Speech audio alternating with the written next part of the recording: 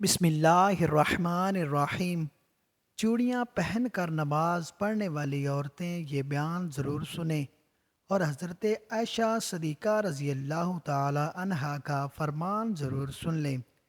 زیبائش اور سنگار عورت کا بنیادی اور فطری حق ہے، جو کہ بعض حالات میں اس پر واجب بھی ہو جاتا ہے۔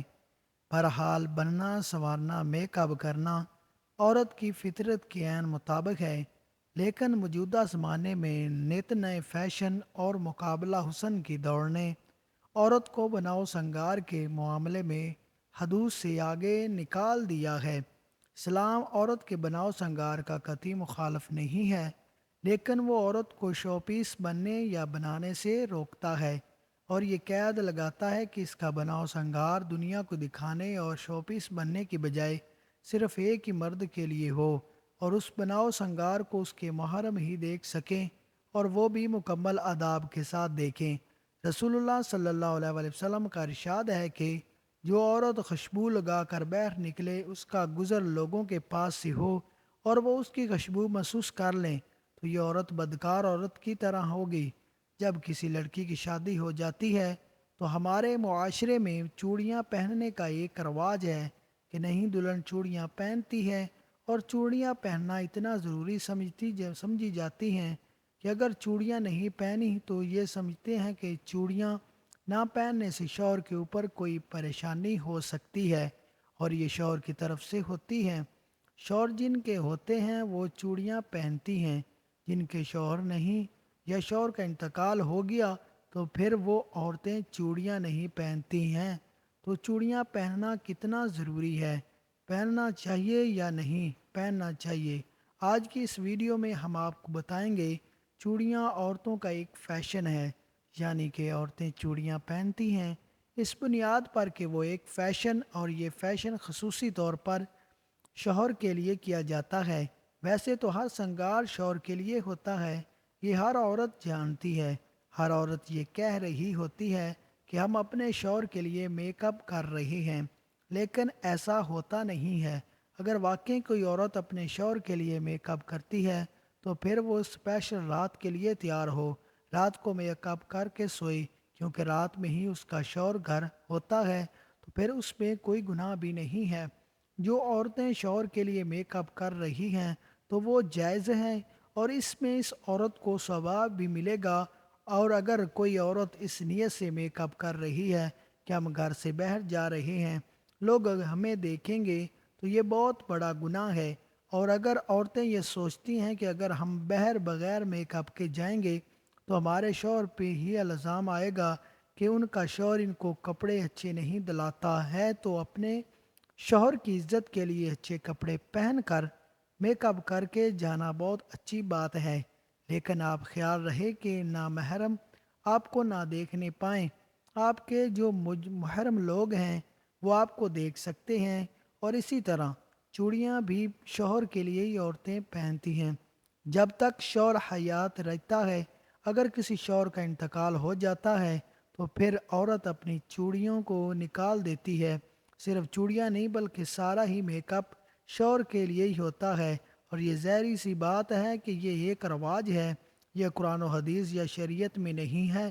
اب اگر کوئی عورت شادی شدہ ہے تو اس نے چوڑی نہیں پہنی تو اس کی نماز نہیں ہوگی، اس سے نماز کا چوڑیوں سے کوئی تعلق نہیں ہے۔ نماز ایک عبادت ہے اور چوڑیاں پہننا ایک فیشن ہے، تو فیشن اور عبادت کا تعلق کیسے ہو سکتا ہے؟ اگر ایسا ہو جائے تو پھر نماز کے لیے اگر چوڑیاں ضروری ہیں تو پھر جن کی شادی نہیں ہوئی کنواری لڑکیاں، ان کی نماز بھی قبول نہیں ہوگی۔ تو یہ صرف چلی چلائی لوگوں میں باتیں ہوتی ہیں، اس لیے ان چیزوں سے نکل کر اسلام کی پیروی کرنا چاہیے۔ چوڑیاں جو عورتیں پہنتی ہیں ان کی چاہیے کہ وہ ایسی چوڑیاں نہ پہنیں کہ جو چوڑیاں بجے آواز کریں، اور ان سے بچنا چاہیے۔ عورت کے لیے زیورات پہننا جائز ہے، اور ان زیورات میں نماز ادا کرنا بھی جائز ہے۔ البتہ نامحرموں سے پردہ کا اہتمام نماز اور نماز کے علاوہ دونوں صورتوں میں ہونا ضروری ہے، لہٰذا اس صورت میں عورت چوڑیاں پہن کر نماز پڑھے اور اس سے آواز پیدا ہو جائے، یا کبھی وہ آواز غیر محرم تک اتفاقی طور پر پہنچ جائے، تو اس سے عورت کی نماز خراب نہیں ہوگی۔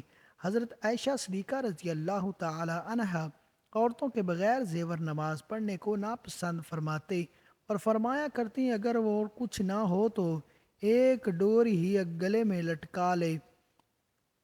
رضا فاؤنڈیشن لاہور۔ حضور صلی اللہ علیہ وآلہ وسلم فرماتے ہیں انگوٹھی صرف چاندی ہی کی نہیں پہنی جا سکتی ہے، دوسری دھات کی انگوٹھی پہننا حرام ہے، مثلا لوہا، پتل، تانبا، جست وغیرہ، اور ان دھاتوں کو انگوٹھیاں مرد و عورت دونوں کے لیے ناجائز ہے۔ فرق اتنا ہے کہ عورت سونا بھی پہن سکتی ہے اور مرد نہیں پہن سکتا۔ حدیث میں ہے کہ ایک شخص حضور صلی اللہ علیہ وآلہ وسلم کی خدمت میں پتل کی ایک انگوٹھی پہن کر حاضر ہوئے۔ فرمایا کیا بات ہے کہ تم سے بت کی بو آتی ہے؟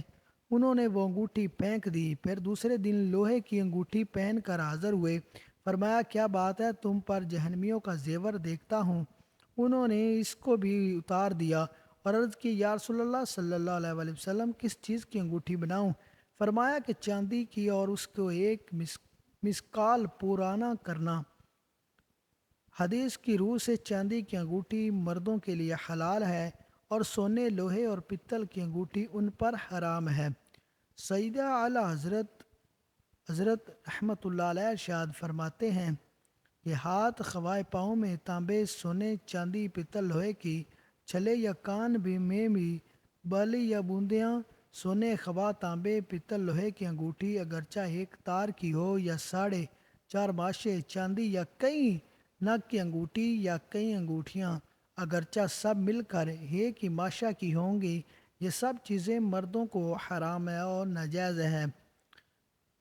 مردانہ طرز کی انگوٹھی عورت کو پہننا جائز نہیں ہے کہ مردوں سے مشابہت اور مردوں سے مشابہت اختیار کرنے والی عورتوں کے متعلق بخاری شریف میں ہے کہ رسول اللہ صلی اللہ علیہ وآلہ وسلم نے عورتوں کے ساتھ مشابہت کرنے والے مردوں کے ساتھ مشابہت اختیار کرنے والی عورتوں پر لعنت فرمائی ہے۔ صحیح بخاری۔